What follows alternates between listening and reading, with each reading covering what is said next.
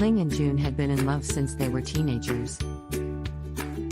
They spent all their time together, going on adventures and exploring the countryside. One day, they decided to visit an old abandoned temple deep in the forest. As they explored, they noticed strange markings on the walls and a strange feeling of unease. They kept going, too curious to turn back. Eventually they reached a room with a strange altar. As they neared, a ghostly figure appeared from the shadows. It was an old woman with white hair and a wrinkled face. Her eyes were a deep and dark black. The old woman spoke in a harsh and mysterious voice. She told them that the temple was cursed and that if they didn't leave immediately, they would suffer a terrible fate. Ling and June were scared and confused, but they didn't want to abandon their love. They decided to stay and confront the old woman. When she saw their courage, the old woman's face softened a little. She explained that the temple was home to a powerful spirit that had been haunting the area for generations. This spirit was known to take the form of beautiful women and seduce young men, only to take their souls in the end. The old woman offered them a deal: if they could solve the spirit's riddle, they would be freed from her curse. Ling and June agreed, and the old woman gave them a riddle: what is stronger than love? Ling and June thought long and hard about the riddle. Finally, June came up with the answer: friendship. The old woman smiled and said that they had solved the riddle, and the curse was lifted. Ling and June left the temple, relieved and grateful to have escaped the spirit's clutches. From then on, they kept their friendship strong, never taking their love for granted. It was a dark, moonless night when Amy and Robert decided to take a romantic stroll through the woods. They had been dating for a few months and were looking for a way to spend some quality time together. The woods were the perfect place, with a gentle breeze rustling through the trees and the stars twinkling above. Suddenly, a strange sound echoed through the air. It was a deep, low moan that seemed to come from nowhere and sent chills down their spines. Amy grabbed Robert's hand, and they quickened their pace, desperate to get out of the woods. The moaning grew louder, and soon it seemed to be coming from all around them. As they stumbled through the darkness, a figure appeared in front of them. It was a tall, pale figure with glowing eyes and long, white hair. It stared at them with an eerie intensity, and the moaning suddenly stopped. The figure slowly moved closer, and Amy and Robert froze in terror. Suddenly, the figure grinned and held out its hand. Amy and Robert screamed and ran in the opposite direction.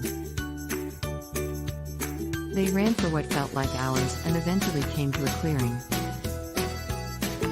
In the middle of the clearing was a small cottage with a light glowing in the window. Amy and Robert ran inside and slammed the door shut. They were safe, but the experience had left them shaken.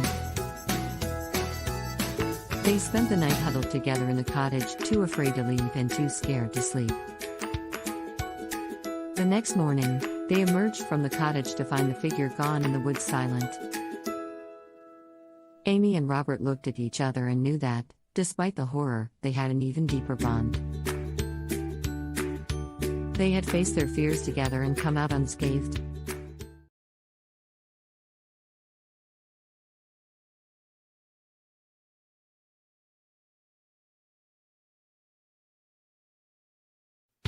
The sun had set over the small town, leaving a chill in the air. As the night grew darker, the silence was broken by a soft, haunting melody.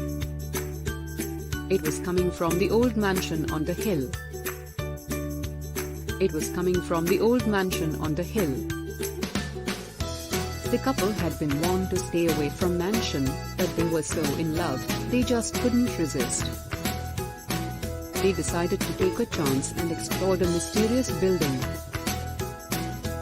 As they ventured through the dark corridors, they heard strange noises coming from the shadows.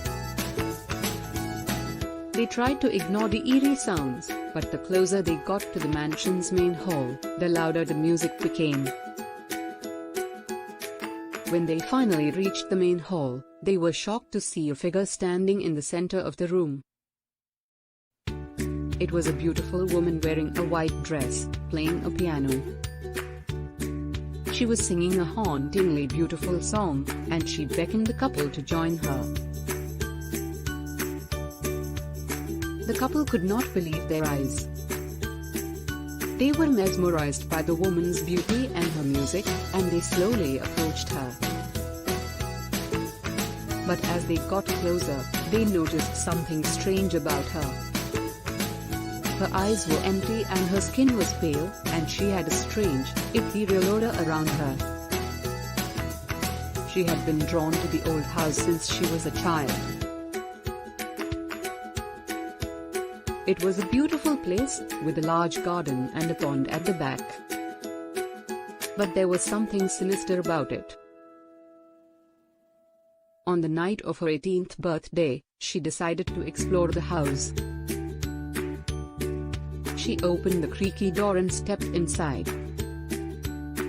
The house was dark and silent, but she could feel a presence watching her. She was scared, but she was also curious. The house seemed to be alive. She heard strange noises and felt a chill in the air. She walked through the dark hallways, and soon found herself in the old library. A large bookcase stood in the corner, and she decided to explore it. As she opened the bookcase, she felt a cold hand grab her shoulder. She screamed and pulled away, but the hand was still there. She turned around to find a tall, pale figure dressed in a white gown. The figure was beautiful, but its eyes were cold and distant. It spoke in a soft and gentle voice. "Welcome to my home," it said. "I have been waiting for you." She was terrified, but the figure was strangely alluring. She followed it deeper into the house, until they reached a bedroom. The figure stepped aside and motioned for her to enter. As she did, she noticed a large painting on the wall. It depicted a woman in a white dress, standing in a field of roses.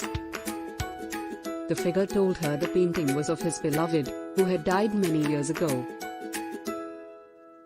He asked her to stay with him, and to become his beloved in her place. She was both frightened and captivated by the figure. She thought of running away, but something kept her there. He was offering her a life of luxury, and she could not resist. So she stayed with the figure, living a life of strange romance and terror. Every night, he would come to her room and whisper sweet nothings in her ear. But she never saw his face, and he always left before the morning light. She lived in the house for many years, and never left. She had become the figure's beloved, and he had become her dark prince.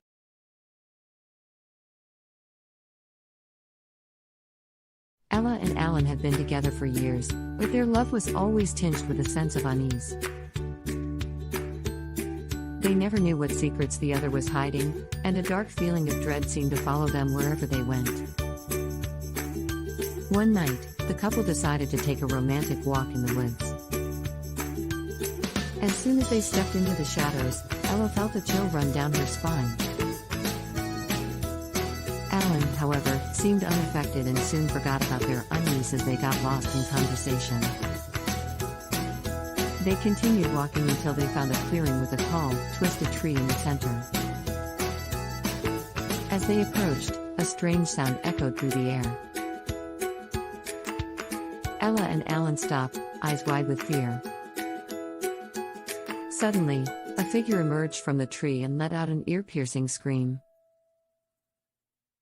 Ella and Alan quickly ran away, but the figure pursued them. It seemed to be made of shadows, and its cold, dead eyes were full of hatred.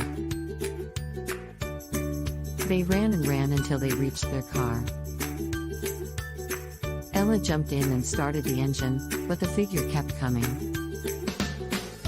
Just as it was about to reach them, Alan shouted, "Drive!" Ella slammed her foot on the pedal and the car sped away.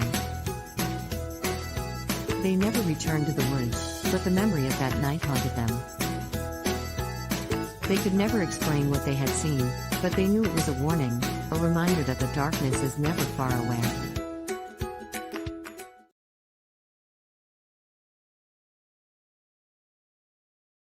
Mai and Kenji were two young lovers living in a small Japanese village.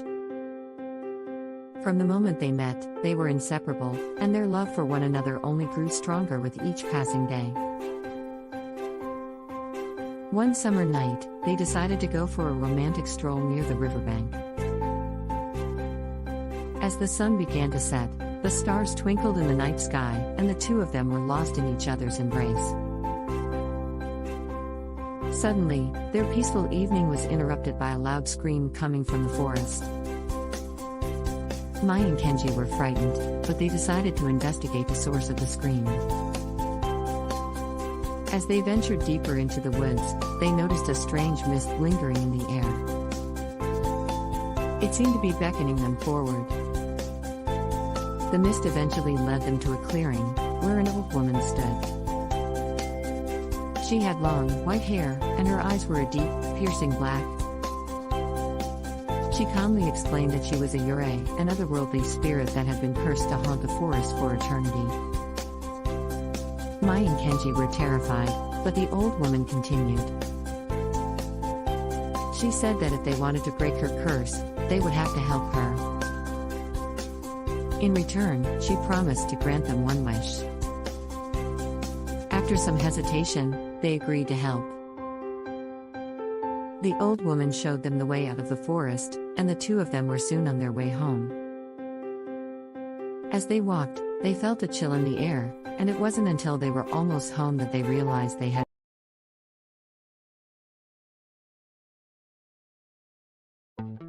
The night was dark, the moon was hidden behind a thick fog. It was the perfect night for a horror story. Sam was walking home from work when he heard a noise coming from the nearby woods. It sounded like someone in distress. Thinking it was an animal, Sam decided to investigate. He stepped into the woods and immediately felt a chill run down his spine. The eerie silence was broken only by the sound of his own footsteps. He kept walking, the fear in his heart growing with each step. Suddenly, he heard a scream. Sam froze in his tracks. He knew he should turn back and run, but something was drawing him forward. He cautiously made his way toward the sound. The trees began to thin out and Sam found himself in a clearing. There, in the middle of the clearing, was a woman. She was standing there, screaming and crying. Sam rushed to her side, trying to calm her down. He asked what was wrong and she told him that she had been running from something. Something dark and sinister. Suddenly, a figure stepped out from the shadows. It was a tall, thin man. He wore a black cloak and had a menacing look on his face.